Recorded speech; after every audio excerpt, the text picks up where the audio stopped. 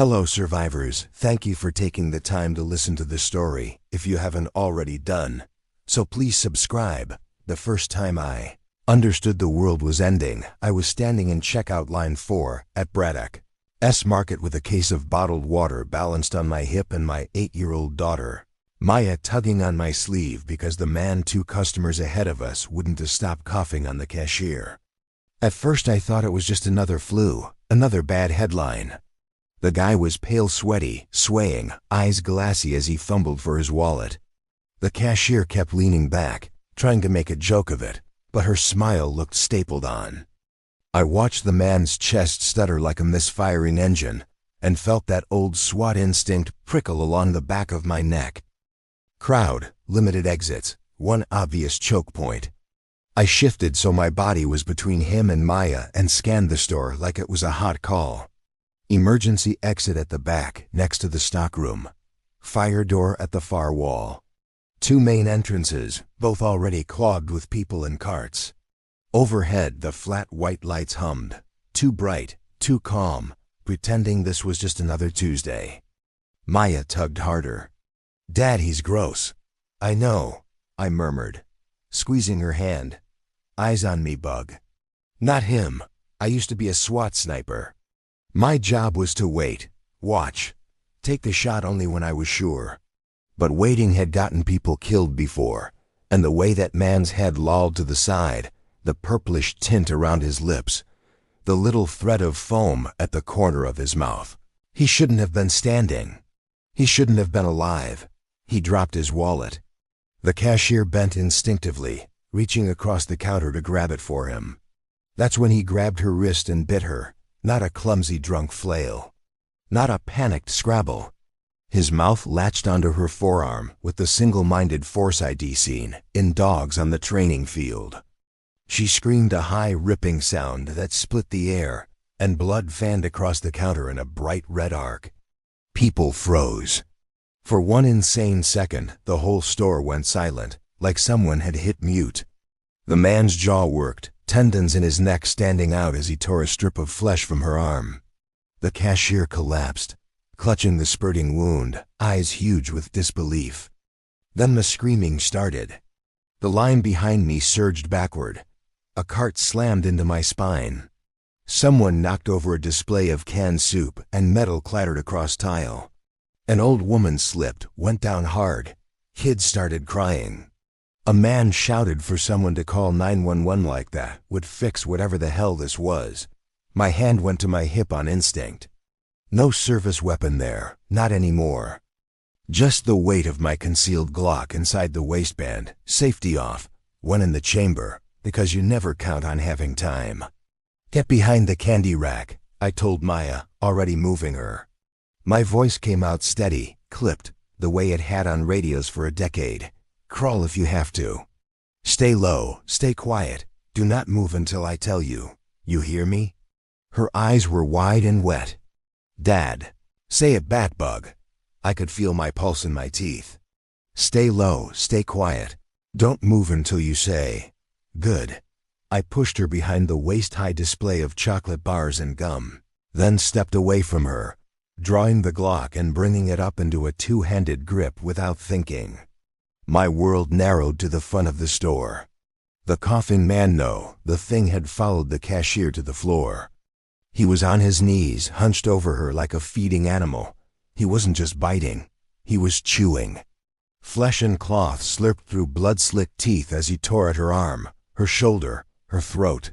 "Sir," a manager shouted, edging closer with his hands up like this was a customer service issue instead of a massacre. "Sir, I need you to." The thing's head snapped toward him, too fast, too sharp. Blank gray eyes found the manager's face, then his gait changed. He lunged, almost crawling, fingers clawing for purchase on the bloody tile. I didn't think.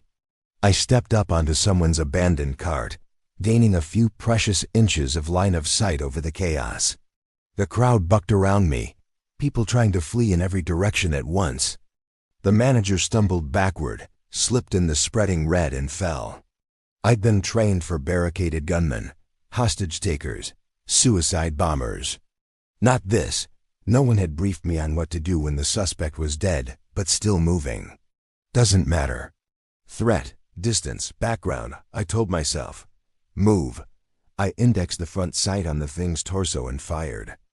The shot cracked through the store, shredding the illusion that this was just some ugly altercation. Glass rattled in its frames. Car alarms outside answered in chorus. The round hit center mass, good hit, good trigger press, and the thing jerked, stumbled, then kept coming. He shouldn't be able to do that, a part of me thought, cold and distant. He should be on his back. I adjusted up higher, the way you do with a suspect wearing body armor, except this wasn't armor. I aimed for the bridge of the nose and squeezed again. The second round entered just above his right eye and exited in a spray of bone and gray matter out the back of his skull. The thing dropped like someone had cut its strings. For half a heartbeat, everything held. Then 3 more people in the line started convulsing. A teenage boy clutched at his throat, eyes rolling back. The old woman who'd fallen pushed herself up with trembling hands, her skin already turning ashy, veins standing out like dark wires. A middle-aged guy in a business suit leaned on his cart, breathing fast, then vomited black bile onto the floor. The smell had a second later sour rot, like meat left in the sun. "Out!" I yelled, my voice ripping free of my chest. "Everyone, get to the back, stockroom, move!" Some listened. Most just tried to squeeze through the front doors, piling up, trampling each other. I couldn't save them all. The thought lodged like a shard of glass in my throat, sharp and familiar. Last time you tried, a little girl bled out in front of you because you waited for the all clear. Not again. I jumped off the cart, scooped Maya up from behind the candy rack with one arm, and shouldered my way toward the employees-only door by the dairy section. She wrapped her arms around my neck so tight she was almost choking me, her breath hot and ragged against my ear. "Daddy, what's happening?" "I don't know yet," I said, because lying would have cracked something fragile between us I needed intact. "But I'm going to get you out." "That's what's happening." Someone careened into my side, nearly spinning us both. A man in a red hoodie, eyes wild. His mouth was bloody. I didn't wait to see whose. I slammed the heel of my hand into his chest, drove him back into a display of cereal boxes and kept moving. Behind us, more screams, a wet, tearing sound. The sharp report of another gun security, maybe. Or another concealed carrier finally overcome by raw terror. The siren-laced world outside bled into the fluorescent-lit nightmare of the store, as the automatic doors kept opening and closing, letting in fragments of distant chaos. The stockroom door loomed ahead, propped open with a mop bucket. A woman in an apron sobbed as she held it, waving people through. "This way. This way." "Keep it together," I snapped more harshly than I meant to as I passed her. Fear spreads faster than contagion in a stampede. "Hold the door and then get behind us." She nodded, eyes huge, and kept her grip. The stockroom was dimmer, cooler. Stacks of boxes formed narrow alleys. The hum of the refrigerators felt too calm, almost obscene. I set Maya down, keeping a tight grip on her hand and the Glock up in the other. My heartbeat pounded in my ears, cinched with the distant wail of sirens. We weren't safe. We were just out of sight. The woman in the apron slammed the door behind us and jammed the mop handle through the bar. Almost immediately, something hit it from the other side. Once, twice, then a steady, mindless pounding. Are they people?" She whispered. "Right now they're a problem," I said. "Names can wait." A few other customers had made it back with us, a young couple in gym clothes, a guy still in his delivery uniform, an old man with shaking hands. They all looked to me like I was the answer key. I hate that look. It means if you screw up, they die. "I'm Kade Mercer," I told them, forcing my voice into the calm, clipped cadence of a briefing. "Former SWAT. What's your name?" I nodded at the woman with the apron. "Jenna." "Okay, Jenna. Is there a loading dock out back?" Yes, but it's locked." "Manager has the key. The manager who just tried to talk the cannibal out of eating the cashier? I asked. Her flinch answered for her. Then we break it. The pounding on the door intensified. Something cracked, not the steel, not yet, but the frame. The bar rattled in its brackets. Maya pressed herself into my leg. Dad, I know. I scanned the ceiling. No cameras back here. No sprinklers we could trigger as a distraction. Just cheap fluorescent tubes and hanging cords. The air smelled like cardboard and onions. Delivery guy, I said, nodding to the man in the uniform. What's your name? Luis. Luis, you and Jim's shirt over there grab something heavy and wedge it under that handle. Jenna, show me the dock. Everyone else, stay together and stay quiet. Jim's shirt, a tall kid with a protein shaker, still clipped to his bag, hesitated. Shouldn't we wait for the cops? I looked at him. Really looked. You hear how many sirens are out there? He swallowed. Yeah. You think they're all coming here? He didn't answer. He just grabbed a crate of canned tomatoes and moved. Jenna led me through the maze of boxes to the back of the stockroom. The metal door to the loading dock stood in front of us, heavy and reassuring. A padlock the size of my fist hung from the latch. Bolt cutters, I asked. She shook her head. We just got this lock after someone stole a pallet last month. Manager keeps the key on his. She cut herself off, eyes filling again. On his belt, I finished silently. Lying in a widening pool of blood at the front of the store. I holstered the Glock for a second and tested the lock with my hands. Solid. The door itself rattled a little in the frame, but not enough. Back up, I said. Kade, you can't. I said back up. She stumbled away. I took one long breath, anchored my left foot, and drove my right heel into the weakest point of the doorframe, right where the latch met the jamb. Pain flared up my leg and into my hip like a lightning strike. The metal groaned, but held. Again, I muttered to myself. I kicked it a second time. A third. The frame warped incrementally, screws shrieking in protest. From the front of the stockroom, the pounding on the other door became frantic, inhuman. Something snarled a wet, animal sound, and then I heard wood splinter. They were getting through. Adrenaline burned away the pain. On the fourth kick, the latch sheared. The padlock ripped a chunk of metal free, swinging uselessly. Cold air knifed in as the loading door shuddered open an inch. I dragged it up with both hands, muscles screaming. The outside alley flooded in. Dim gray daylight filtered between brick walls. The reek of trash and exhaust. The distant cacophony of sirens and screams. Move, I shouted. Everyone out now. Louise and the others didn't need telling twice. They slipped under the rising door, ducking into the narrow alley. I scooped Maya up again, feeling her arms clamp around my neck, and followed. We spilled into the alley like desperate animals.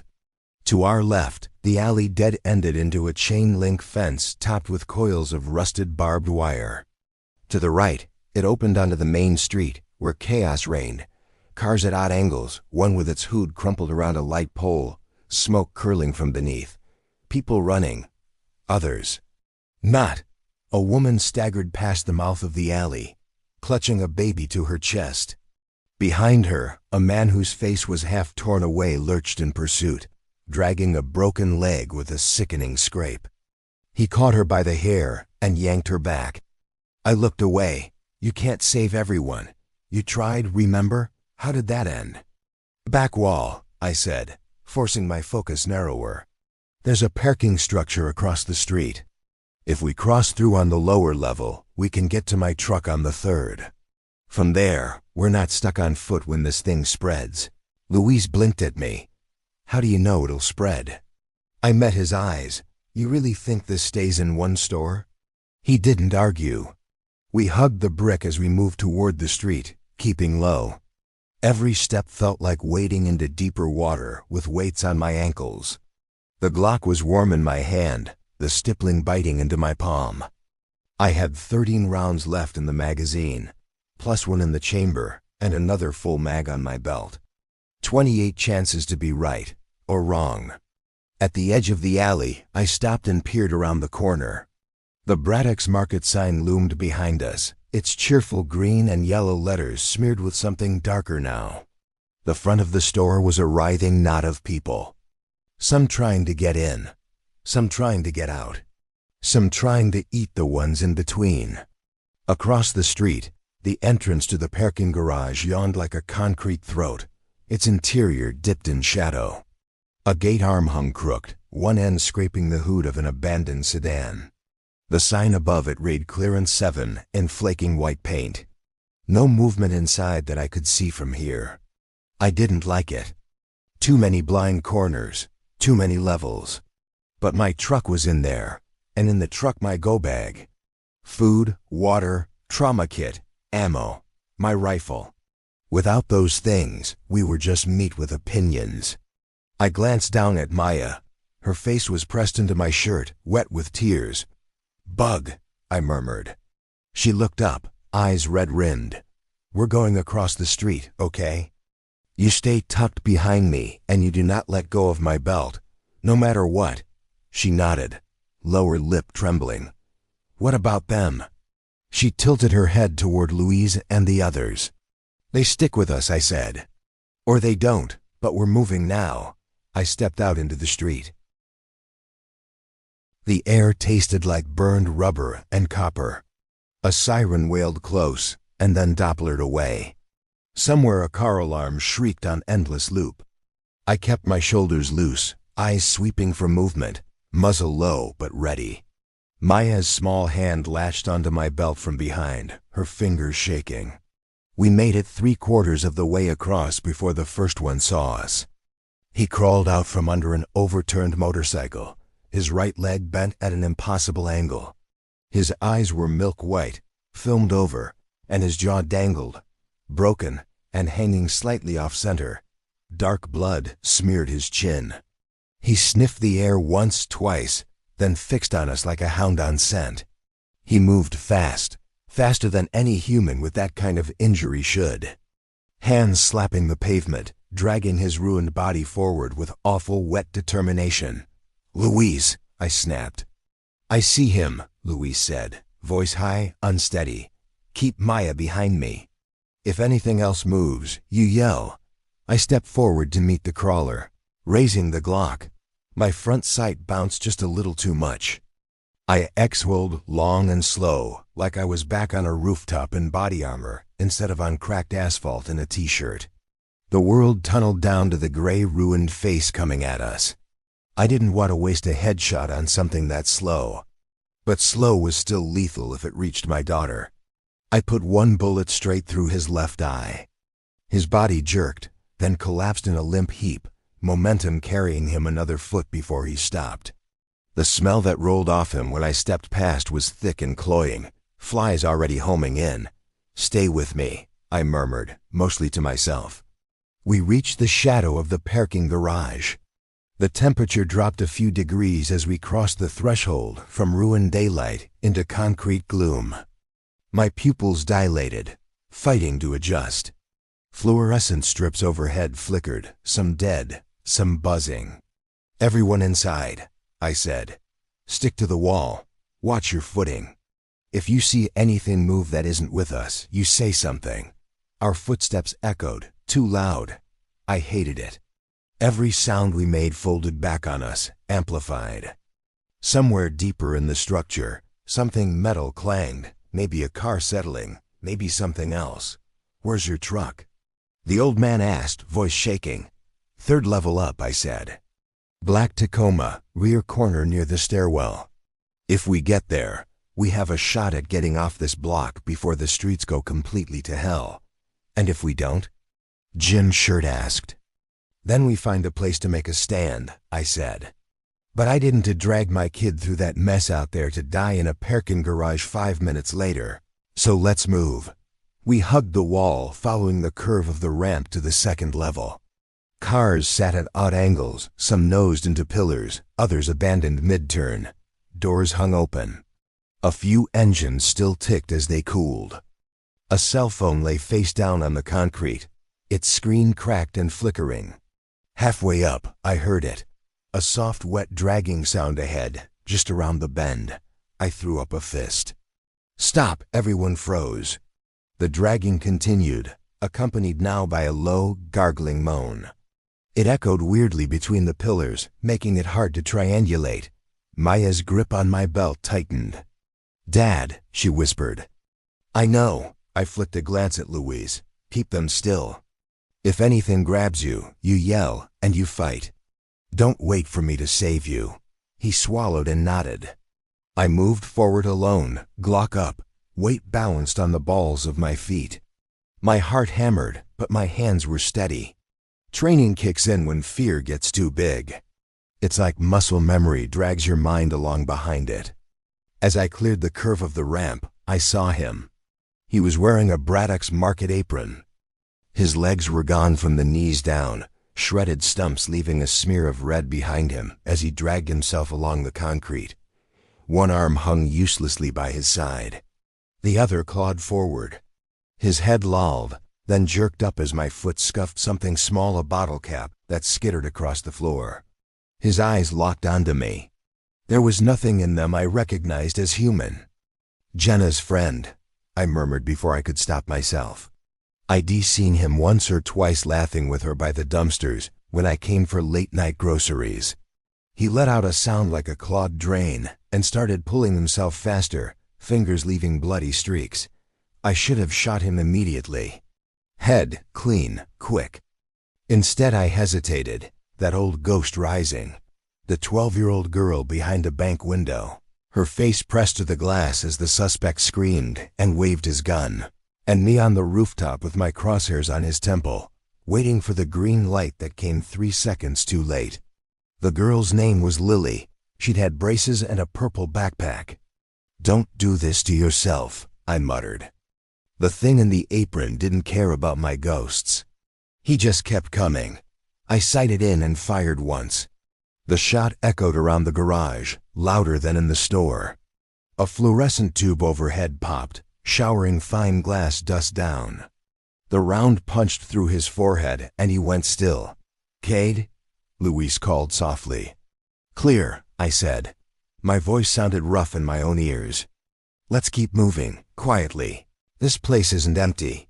We picked our way past the body and continued up. Every shadow looked like it could move. Every shape might be a person or not anymore. Sweat trickled down my spine, soaked the small of my back where my shirt stuck to my skin. The third level was worse. Someone had tried to make a stand here. A makeshift barricade of shopping carts and pallets blocked off a section of the floor near the stairwell. Blood was sprayed across it in wide arcs, some of it dried to a dark rust, some still tacky. A baseball bat lay on the ground, its barrel studded with broken teeth. Maya made a small choking noise. I stepped a little in front of her. Not to block her view, she needed to see what the world was now, but to give her something solid to anchor to. "My truck's just beyond that," I said, nodding toward the barricade. The black Tacoma sat where I'd left it that morning, blissfully ordinary amid the horror. Seeing it sparked a small flare of hope in my chest. "Okay," Louise said. "We get there, we get in, we go. Simple. Simple," I repeated, because sometimes you have to lie to keep people moving. I approached the barricade slowly, listening. No shuffling footsteps, no wet breathing. Just the distant chorus of the dying city outside, and our own 2 loud breaths. "Stay back until I say," I told the others. I climbed over the carts, metal rattling under my weight, and hopped down on the other side. For a second, everything felt almost normal. There was my truck. There were the familiar stickers on the back window. There was the dent on the rear bumper from when some drunk had backed into me 2 years ago outside a bar. I dug the keys out of my pocket with fingers that suddenly felt clumsy. The panic that had kept me sharp started to ebb, leaving a hollow ache in its place. We might actually make it. That's when the stairwell door behind my truck banged open.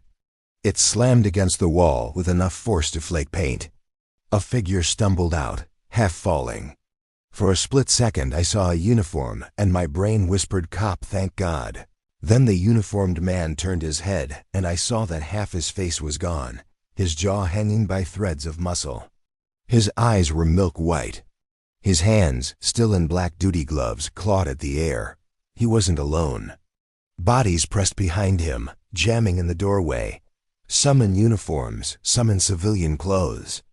All wrong. Their movements were jerky, marionette-like. Their mouths hung open, teeth bared. Blood oiled the stair rails behind them as they shoved and twisted, struggling to get out. There must have been 20. Maybe more. And they were between us and the only exit I trusted. Kade. Maya's voice was a tiny, terrified thread. I brought the Glock up, my thumb flicking the safety I'd already disengaged 3 times today. My world narrowed again to sights and angles and distance, except now there were too many targets and not enough bullets and nowhere good to fall back to. "We've got company," I said, very softly. "Get behind the barricade. Now." Lise didn't argue this time. I heard the scrape and clatter of them moving, hearts thudding so loud I could almost hear those too. The thing in the ruined cop uniform lurched forward, tripping over his own dead feet. The press behind him spilled out like water released from a dam. I took a breath, felt the weight of every decision I'd made in the last 10 minutes settle on my shoulders, and picked my first target. We were trapped in a concrete box with a growing tide of the dead. My ammo was finite, and the first 12 hours of the outbreak had only just begun. Before we jump back in, tell us where you're from. If this story moves you, please subscribe. Tomorrow, I have a special story for you. When I picked my first target, I chose the one closest to jamming the door. If they got that stairwell wedged open, we'd lose our funnel and this level would turn into a feeding trough. I sighted on the uniformed cop with half a face, watched his ruined jaw flap as he shoved forward, and put a round right through the intact eye. He went down like someone cut a wire. The bodies pressuring behind him tripped, stumbling over his twitching legs. For a second, the doorway clogged. It wasn't much, but in a situation like that, a second is oxygen. "One at a time," I muttered, more to myself than anyone. "Headshots, breathe." I shifted aim a fraction and took the next one in the temple. The report slammed off the concrete. Chips erupted from the pillar behind the thing's head. It crumpled, dragging 2 more down with it. Behind me, metal rattled as Louise and the others hunkered behind the barricade. I could feel Maya's eyes burning into my back. Every muscle in my body screamed at me to get between her and the threat, to physically cover her, haul her into the truck and slam the doors. But distance and geometry mattered more than instincts right now. Protect by angle, not by emotion. Another infected in a paramedic uniform twisted sideways, slipping through the blockage with a jerky sidestep that would have been comical in a different world. His lips were peeled back over blood-slicked teeth. I put a bullet through his nose. He spun and dropped. 3 shots in as many seconds. 11 left in the mag. There were still a dozen bodies slamming against that door. Adults and one freakishly small form that might have been a teenager or might have been something worse. Their hands clawed the air, grabbed at door jamb and each other, uncaring who they tore apart as long as they got forward. "You can't hold them," the old man behind the barricade shouted. "We have to run." "Run where?" I called back, eyes never leaving the sights. "Stairwell's full, ramp's a choke point. You want to sprint past them in a straight line?" He didn't answer. No one did. I could feel the fear behind me, hot and raw. It threatened to rise under my ribs too, but I shoved it down. Fear was fine as long as it moved your feet and sharpened your aim. Panic got you and everyone behind you killed. Another head popped into my sight picture, a woman in a business blouse, half her throat gone. I fired. Her skull snapped back, spraying the ones behind her. They didn't even flinch. 10. The doorway was clearing now, the press resolving into shapes I could track and prioritize. Some moved faster than others. I picked the sprinters first, the ones whose muscles hadn't had time to stiffen, who would close distance too quickly. A guy in gym shorts vaulted over a fallen body with inhuman speed, landing almost on his hands and using the momentum to hurl himself forward. I hit him in the forehead mid-flight. He crashed down hard, skidding on his shoulder. Something in his arm broke with a crack I heard, even over the echo. 9. A part of me cataloged every trigger press, every impact, like I was still writing up use of force reports. Rounds fired, distance, backdrop. Another part of me, older, meaner, knew that if I let myself think of these things as people, I'd hesitate.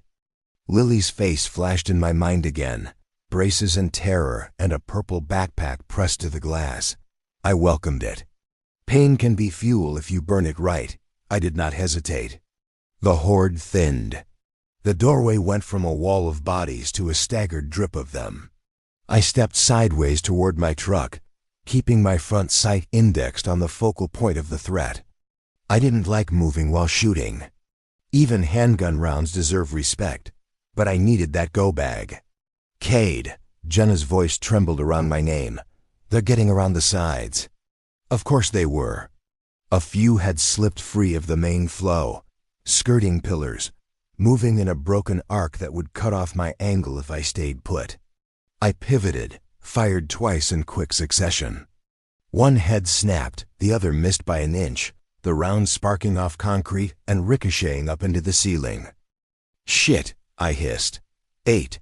The miss shook me more than I wanted to admit. My hands were starting to shake now, adrenaline burning hot, and then leaving a cold ache in its wake. Sweat trickled into my eyes. I blinked hard, resetting. No clean second shot on that one.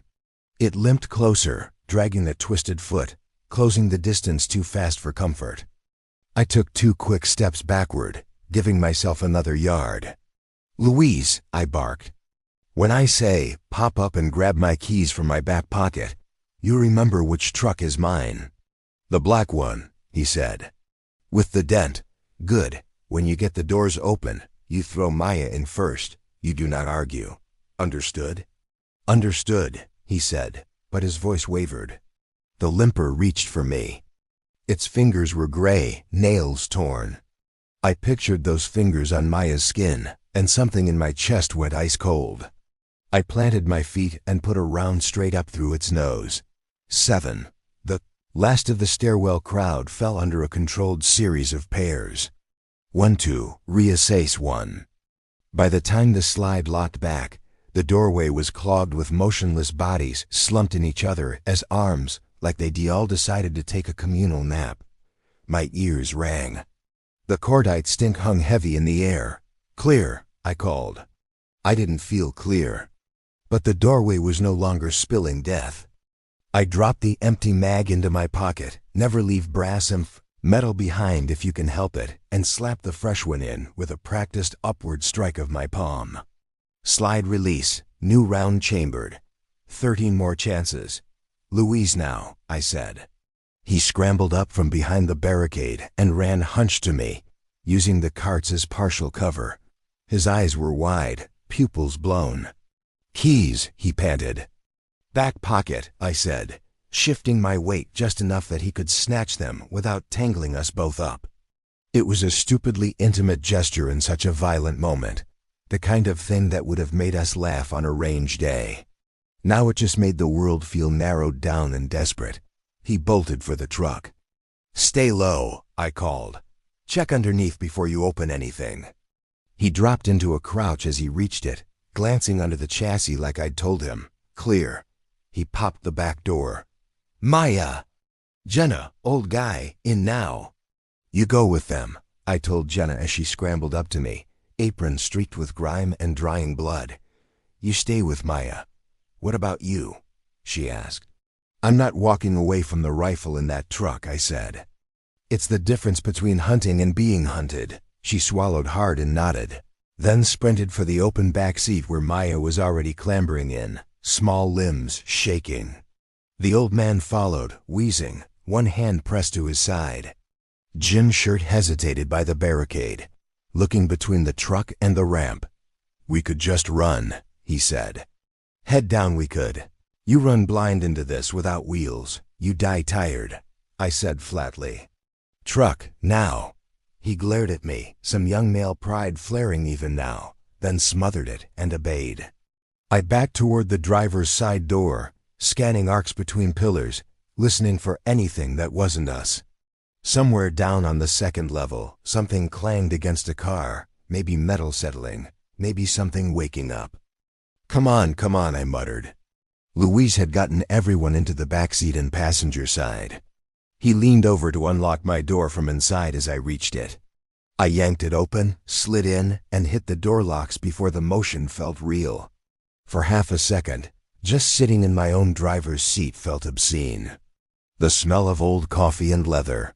Maya's crumpled art projects on the floor mat. The photo clipped to the visor of her missing her front teeth and grinning like a maniac. I couldn't look at it. I reached back and popped open the rear seat compartment instead. My hand closed on nylon and metal, the go bag. I dragged it up front and unzipped it in one practiced motion. Inside was the life I'd hoped I'd never need off duty. A folded plate carrier, tourniquets, trauma bandages, bottled water, energy bars, 3 more Glock mags and 2 boxes of 9mm, and laid carefully along the bottom, broken down into upper and lower, my rifle. I assembled it by feel more than sight, fingers moving through muscle memory. Receiver, pin, stock, sling. I checked the chamber, confirmed empty, then slapped in a loaded mag. 20 rounds of 308. On a good day from a good position, 20 answers. Dad? Maya's voice came small from the back seat. Are we safe now? I looked at her in the rearview mirror. Her eyes were huge behind the film of dried tears.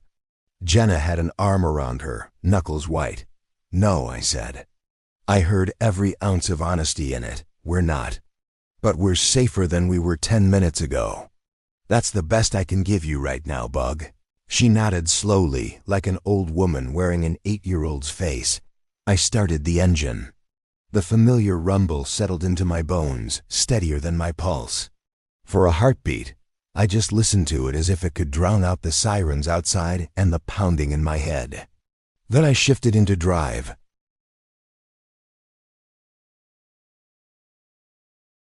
The ramp down felt longer going out than it had coming up. Headlights swept over abandoned cars and sprawled shapes, throwing them into stark relief and then back into shadow. I kept my speed low. Speed kills control, and I couldn't afford to clip some half-dead body and lose steering. At the exit, I eased the truck to a stop and killed the lights. The world outside was washed in late afternoon gray, the kind of dull overcast that usually promised rain. Now it just made everything look like an underexposed photograph of the end of the world. I killed the engine too and cracked the window an inch. Listen first, always. The city was a chorus of distant sirens, near and far, layered over each other until they became a single ragged wail. Under that, horns blaring, a few sharp distant shots. Someone screaming until their voice broke. Closer to the left, the wet sound of something feeding. Where are we going? Luis whispered. Out, I said.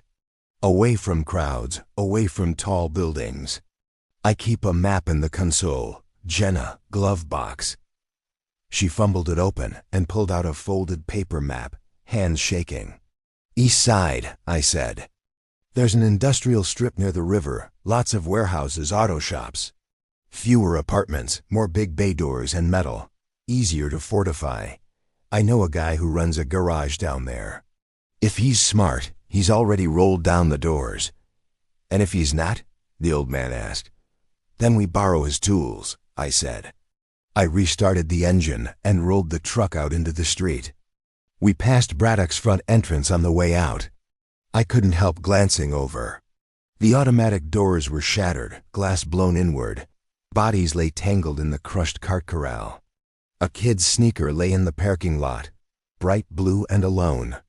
Something moved inside, pale shapes shifting in the fluorescent gloom. Don't look, I told Maya, but it was too late. Her small body flinched in the rearview as she pressed herself deeper into Jenna's side. I already did, she whispered. I put my foot down a little harder on the accelerator. We threaded through stalled cars and debris. Twice, I had to drive up onto the sidewalk to get around clogged intersections where accidents had stacked up in ugly steel puzzles. At one corner, a city bus had smashed into a light pole, its front end accordion crumpled. The windshield was a spiderweb of cracks traced in dried blood. A man pounded on our passenger window as we slowed to squeeze between his wrecked sedan and a mail truck. His shirt was soaked in blood from the neck down, but his eyes were clear, his movements purposeful. "Please," he shouted. "My wife, she please, just take my kid." He held up a toddler in both arms, the little boy shrieking, red-cheeked and alive. Jenna's hand flew to the door handle. "Don't," I snapped. Her head whipped toward me. "He has a child." "So do I," I said, my voice flat and cold even to my own ears. "And I have 4 seats. They're full. We can squeeze." "With what?" I cut her off. "You going to put that kid on your lap with no belt while I take corners fast enough to outrun the things eating people alive out there? You prepared to tell Maya why she has to crawl over a stranger when every second counts?" She swallowed, eyes bright with helpless fury. "Please!" The man screamed again, slamming his palm against the glass hard enough to rattle it. "Please, he's all I've got." I gripped the wheel so tight my knuckles ached. The smart move was to keep rolling. The only move that kept my daughter's odds anything above 0 was to keep rolling. Lily's purple backpack, the man's wild eyes, Maya's small face, watching all of it.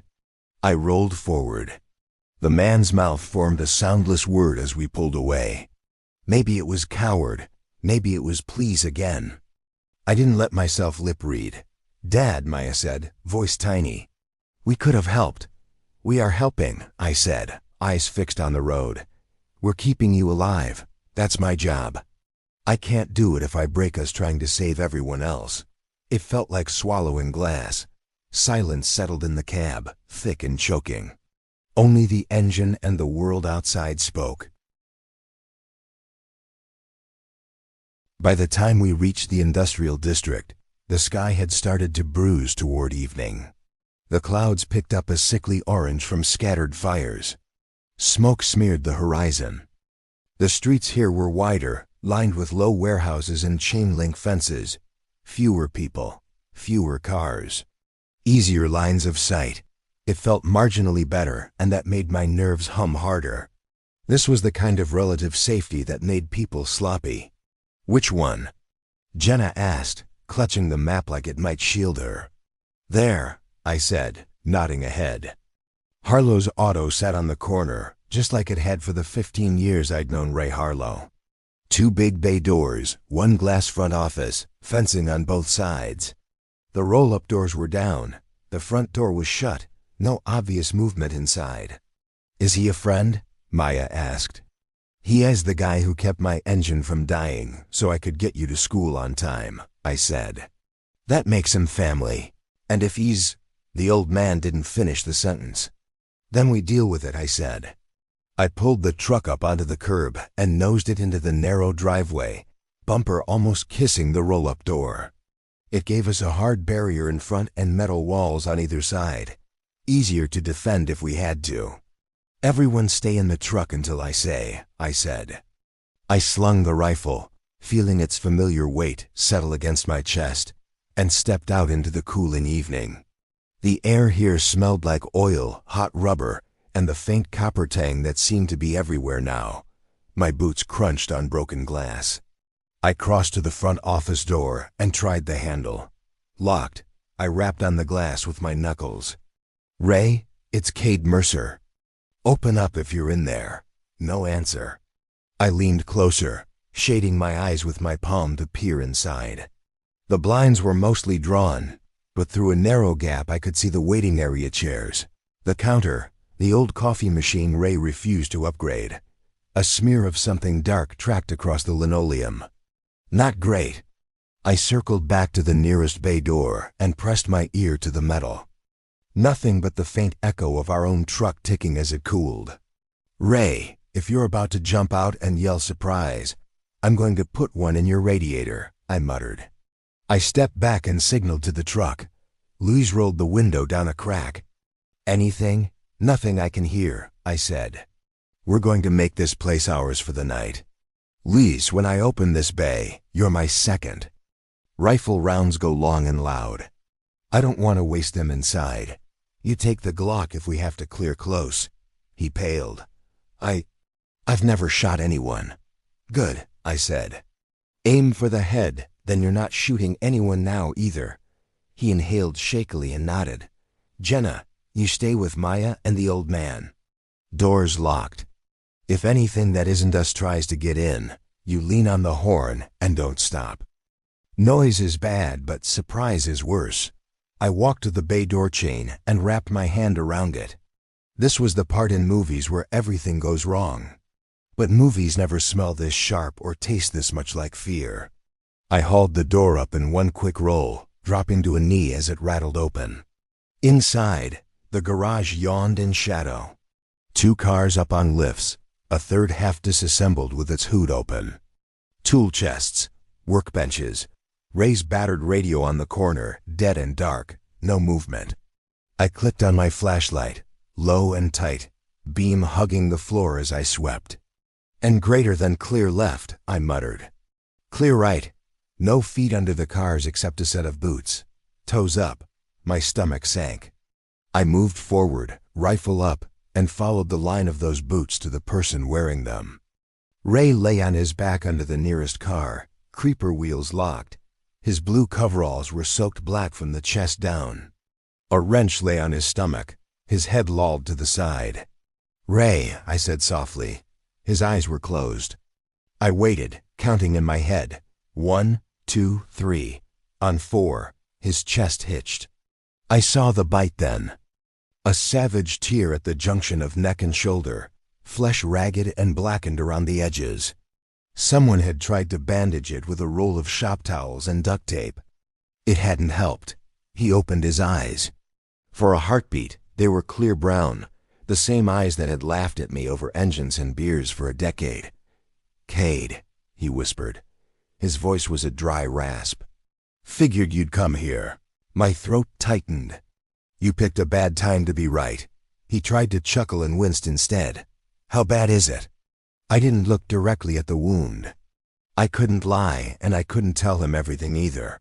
You know how to read a room, I said. His gaze sharpened. You got the kid with you? Yeah. Then you need a roof and 4 walls more than I need a goodbye. He swallowed hard. Sweat beaded on his brow. You seen what happens? I've seen enough, I said. He nodded slowly.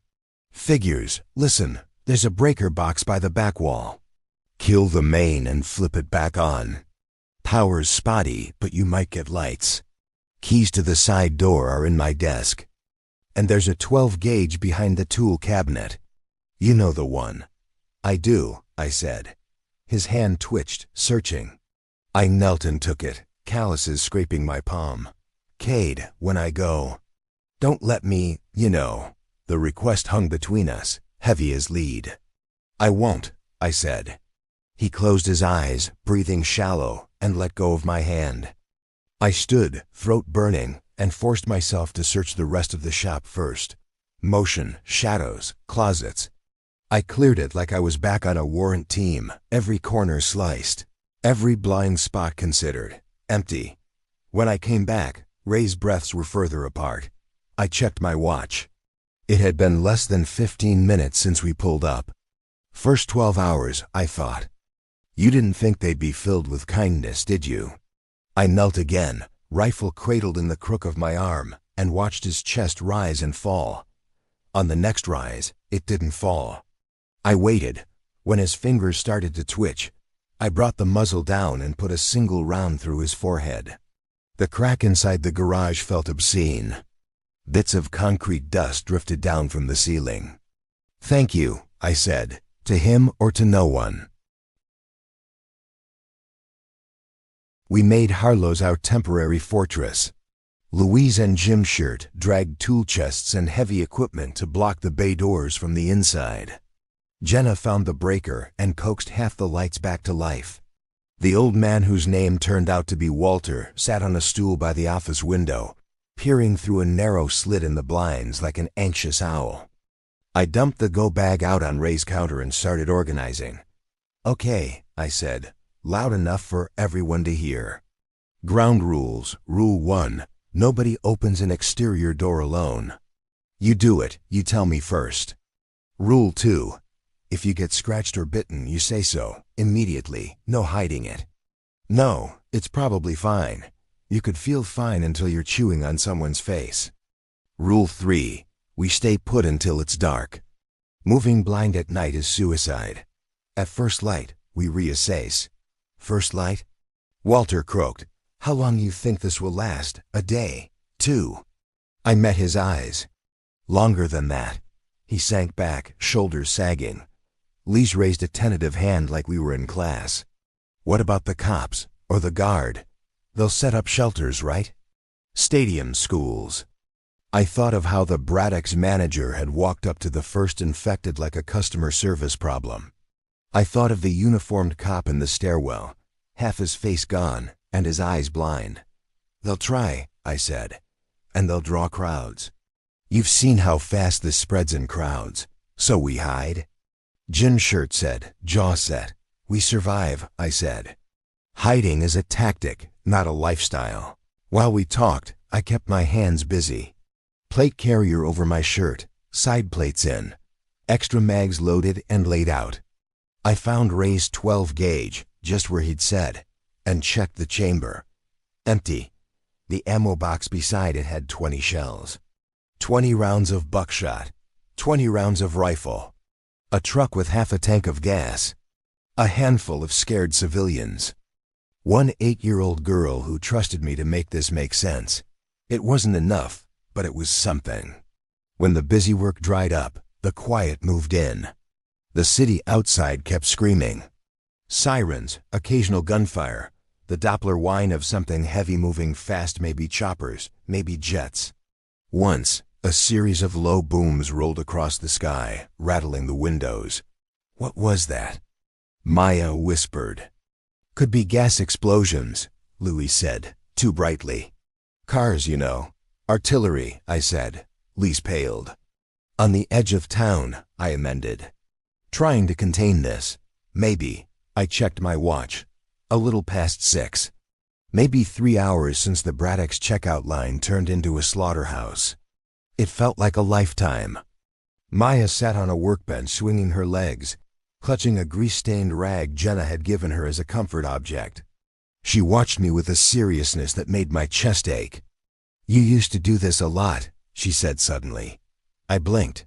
"Do what?" "Clean your gun and talk in that voice." She mimicked my clipped briefing tone with eerie accuracy.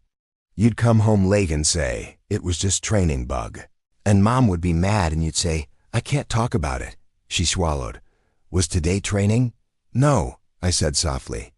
"This is real. This is worse. Are you going to leave again?"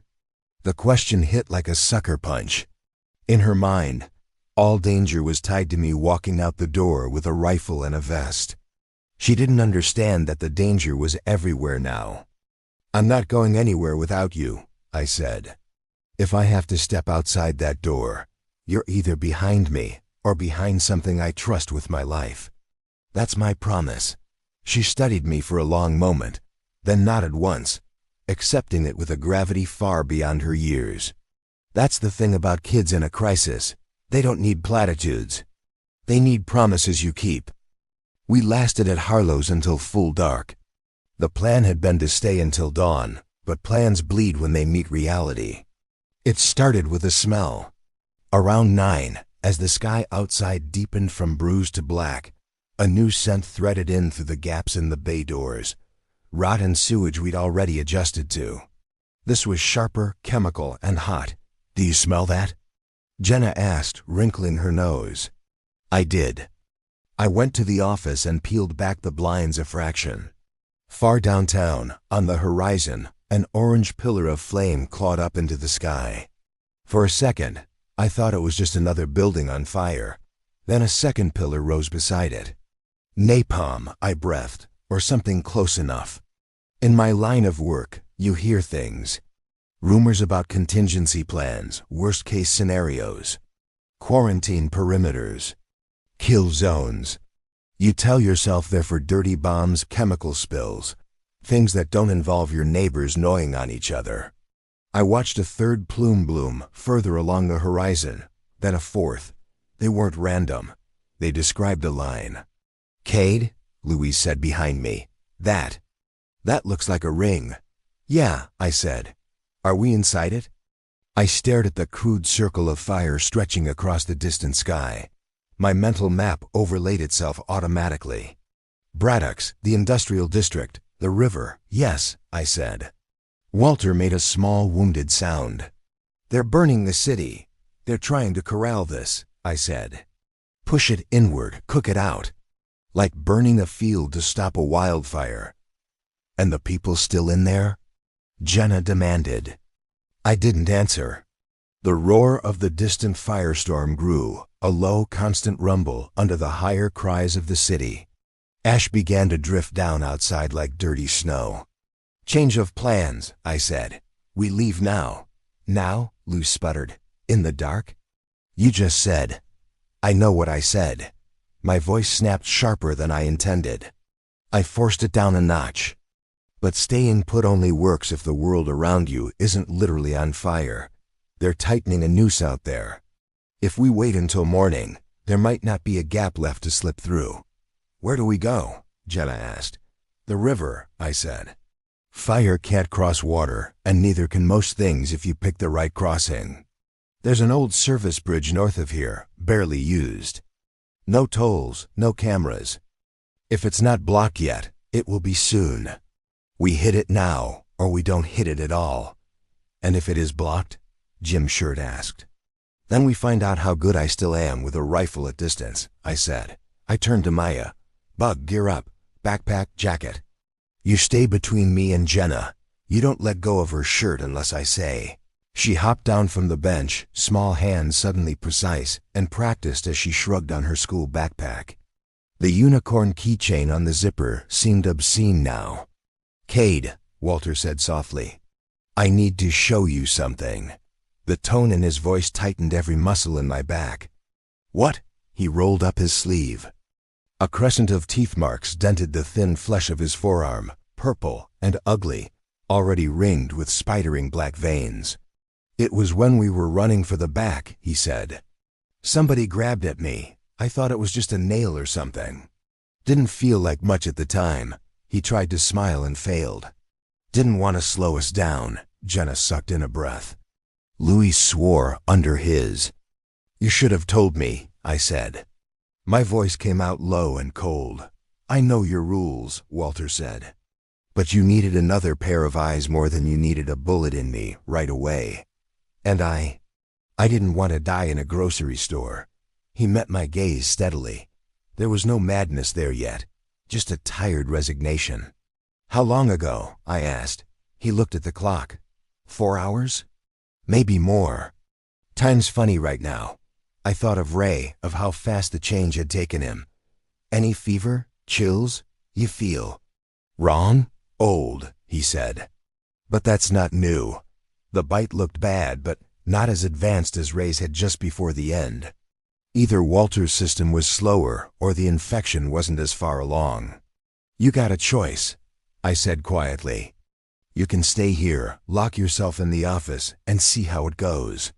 Or you can come with us and risk turning in the truck right in the middle of things." "I won't risk the girl," he said immediately. "I know you think that," I said. "But you've seen how fast they go bad. By the time you feel it coming, it'll be too late." His jaw clenched. "So that's it? Those are my only options? Die scared and alone in here, or die scared and alone in the street?" My throat felt tight. "There's a third option." Understanding slid into his eyes. "Oh," silence stretched. He looked down at his hands, turning them over as if memorizing them. "I taught high school for 30 years, he said. "Math.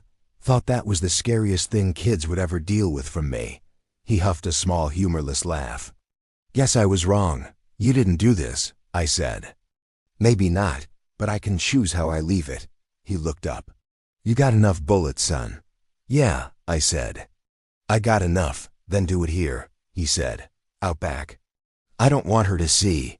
He nodded toward Maya. My insides felt like they were being scraped raw. You sure? You think I want to wake up chewing on some kid? He snapped, the old teacher coming out for a moment. I know what you have to do if that happens.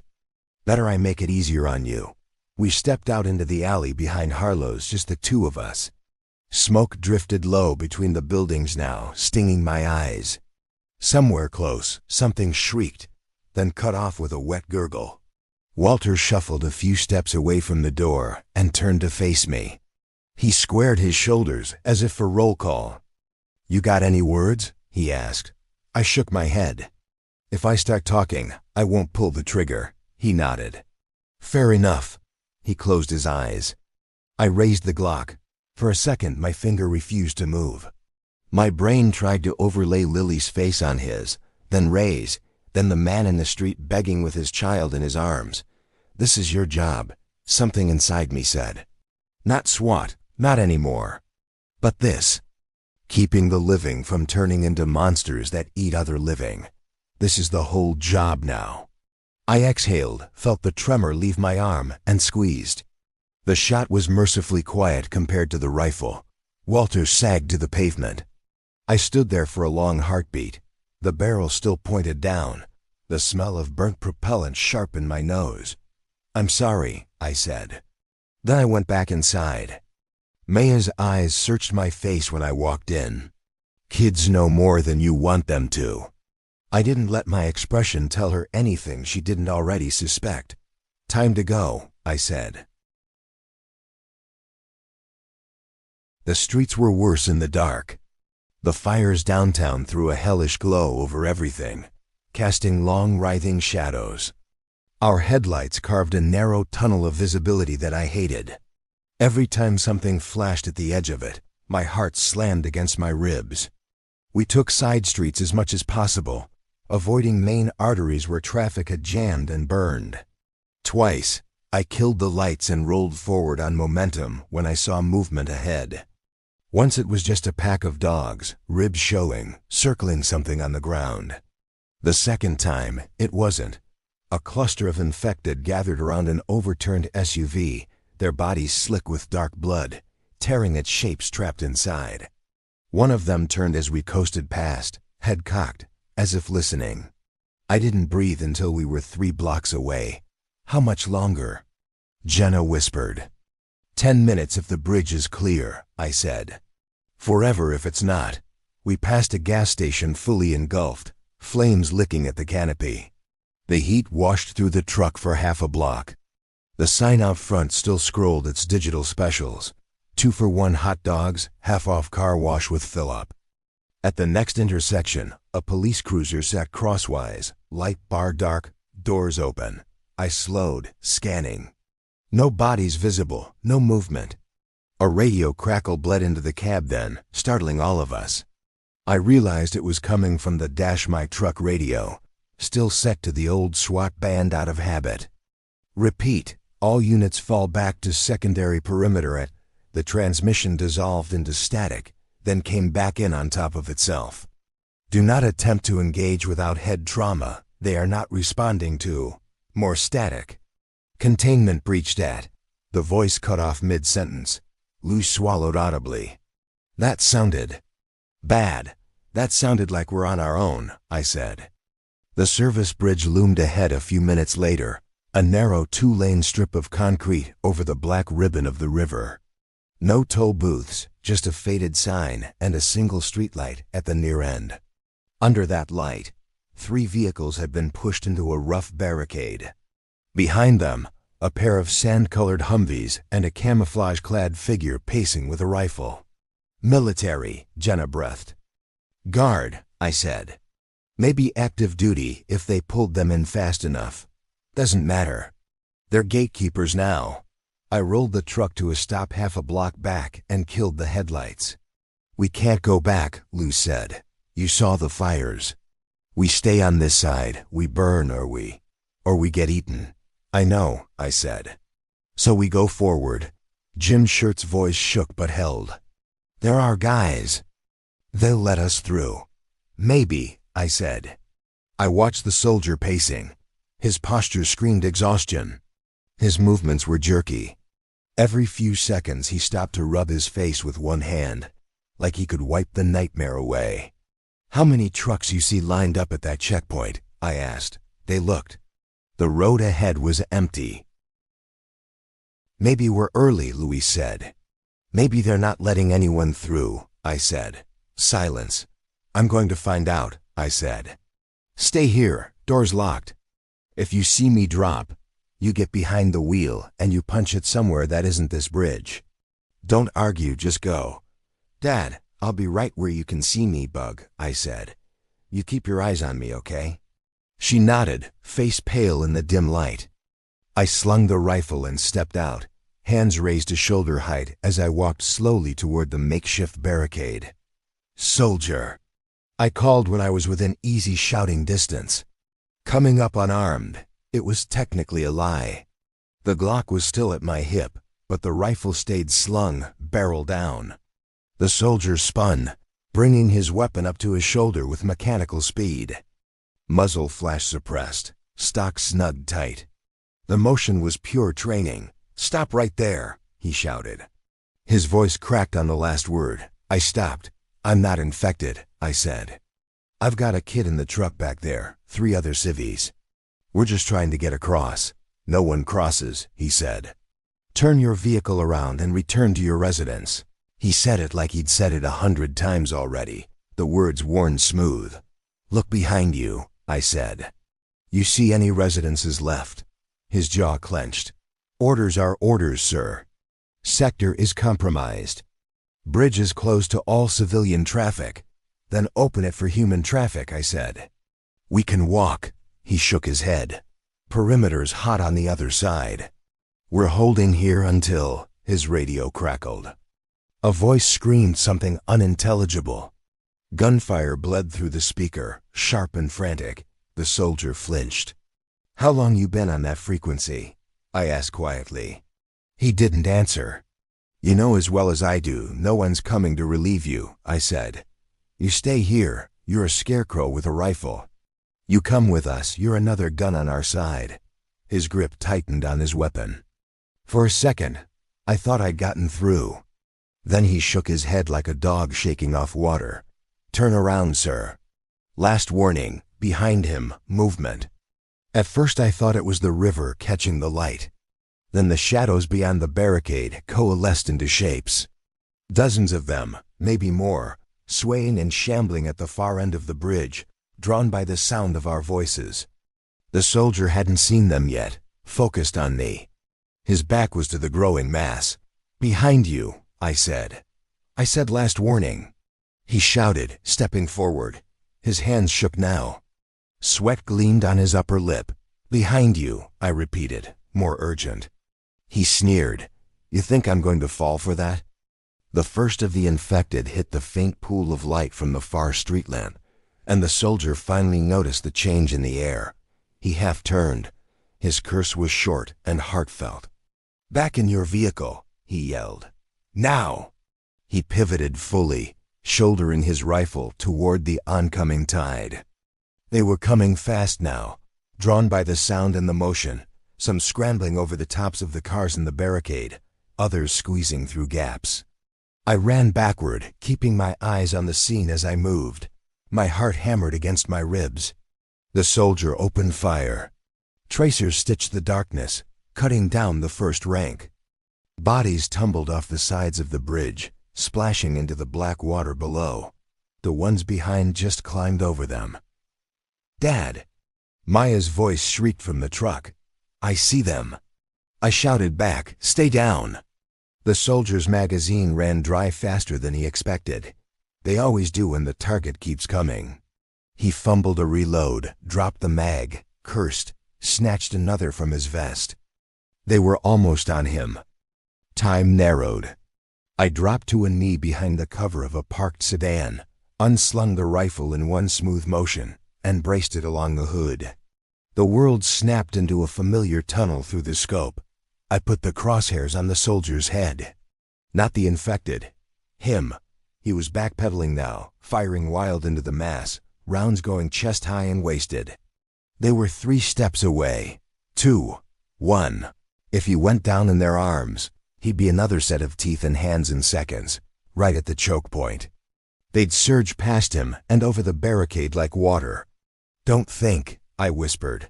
I remembered Lily, 3 seconds too late. I remembered Ray, asking me not to let him turn. Walter, closing his eyes. I squeezed the trigger. The rifle kicked into my shoulder, a familiar solid thump. The soldier's head snapped sideways. He dropped bonelessly just as the first of the infected reached him. They crashed into his fallen body, momentum carrying them past, stumbling over him instead of stopping to feed. The bridge mouth became a flailing knot of limbs. "Come on," I hissed through my teeth, working the bolt, picking off the lead infected at the edges, those that threatened to break free of the mass and angle toward our position. 1, 2, 3, but there were too many. They poured over the abandoned cars now, dropping down on the near side of the barricade in 1s and 2s that immediately turned toward the sound of my shots. "Get in the truck," I shouted, already moving. I dove into the driver's seat as the first infected hit the side of the truck, palms slapping metal. Fingers curled over the lip of the bed, scrabbling for purchase. "Seat belts," I barked. Maya scrambled to obey, hands shaking so hard she missed the buckle twice. Jenna helped her, fingers fumbling. An ashen face slammed against my window, teeth smearing the glass. I ignored it and jammed the truck into reverse. Tires squealed as we shot backward. The infected clinging to the sides lost their grip and tumbled away. I spun the wheel, fishtailing us into a half-turn, then slammed it into drive and floored it down a side street. In the rearview mirror, the bridge entrance shrank.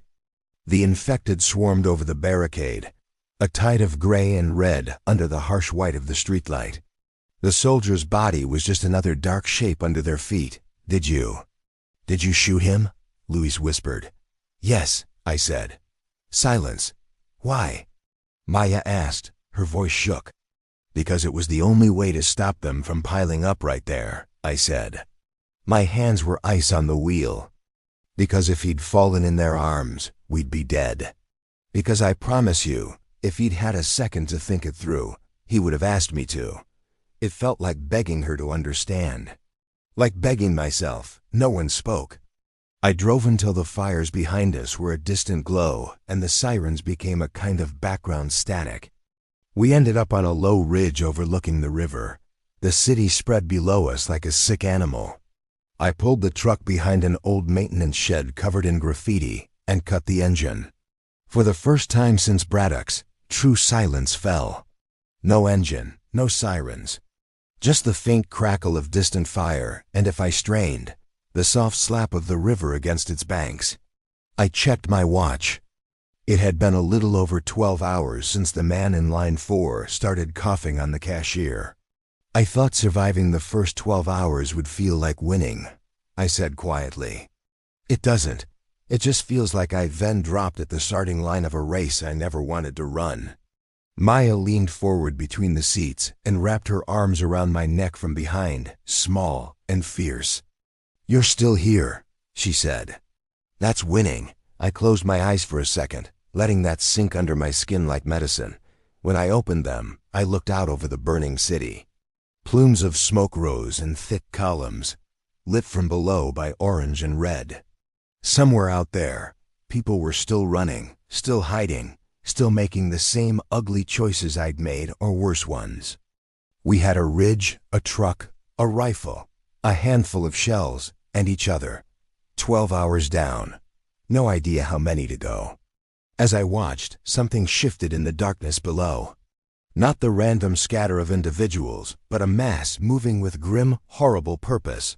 A slow, gathering wave of bodies flowing along the riverbank, drawn by the line of fire like insects to a porch light.